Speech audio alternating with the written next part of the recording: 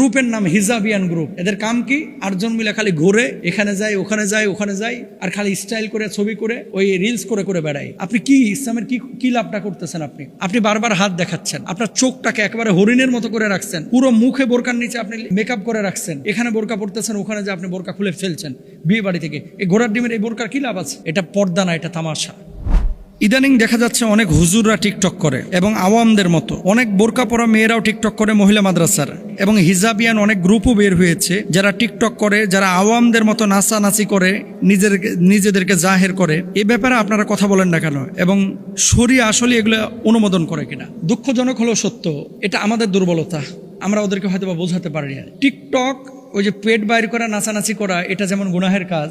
আপনি বোরকা লাগায় এমন অঙ্গভঙ্গি করলেন, কোমর দুলাইতেছেন, হাত নাচাইতেছেন, এবং আপনি একটা হাইপ উঠাইতে যাচ্ছেন যেটা গায়রতের সাথে যায় না। আপনার চোখ, আপনি এমন পর্দা করলেন যার কারণে আপনার চোখটা দেখার পরে পোলাপানের আকর্ষণ তৈরি হলো, না জানি ভিতরে কি সুন্দর জিনিসটা আছে। এটা কিসের পর্দা? এগুলো ভণ্ডামি। আবারও বলি, অনেক মহিলা আছে যারা রাস্তাঘাটে চলে, এদেরকে ছেলে পেলে হয়তো ওইভাবে তাকায়ও না, কারণ জানে চাচি যাচ্ছে, জানে হচ্ছে খালা যাচ্ছে, কাজের বুয়া যাচ্ছে, মহিলা যাচ্ছে, তাকায়ও না। কিন্তু কিছু মহিলা আছে, কিছু মেয়ে আছে যারা টিকটক করে অথবা রাস্তা দিয়ে হেঁটে যাচ্ছে, মেয়েদের জন্য পারফিউম ব্যবহার করা হারাম, অথচ বোরকাওয়ালি কিছু পারফিউম লাগানো মেয়ে রাস্তা দিয়ে হেঁটে যাচ্ছে, ও 7 আসমান 7 জমিন যেন ঘ্রাণ দিয়ে যাচ্ছে। গোটা মহল্লার পোলাপানের দিকে তাকায় রয়েছে যে কি যেন যাচ্ছে।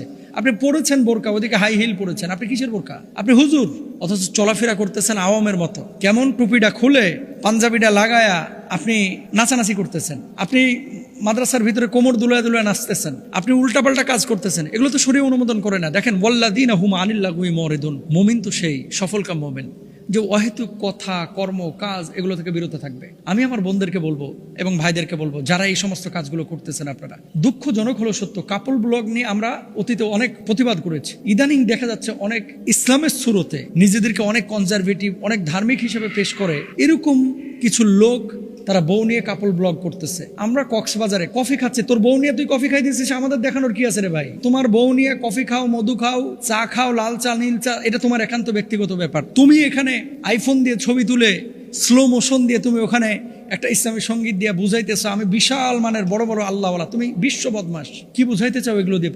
পাবলিককে বোকা ভাবো? আমি যে কথাটা বলতে চাচ্ছি, ইসলাম মানলে যেভাবে ইসলাম বলা হয়েছে, যেভাবে বলেছে সেভাবে ঢুকেন ভাই। আর যদি না পারেন, উদখুলু ফিস-সিলমি কাফা, পরিপূর্ণভাবে যদি ইসলামের ভিতরে দাখিল হতে না পারেন, ভণ্ডামি প্লিজ করেন না।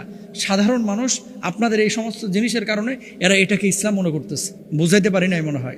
গ্রুপের নাম হিজাবিয়ান গ্রুপ। এদের কাম কি? 8 জন মিলে খালি ঘুরে, এখানে যায় ওখানে যায় ওখানে যায়, আর খালি স্টাইল করে ছবি করে ওই রিলস করে করে বেড়ায়। আপনি কি ইসলামের কি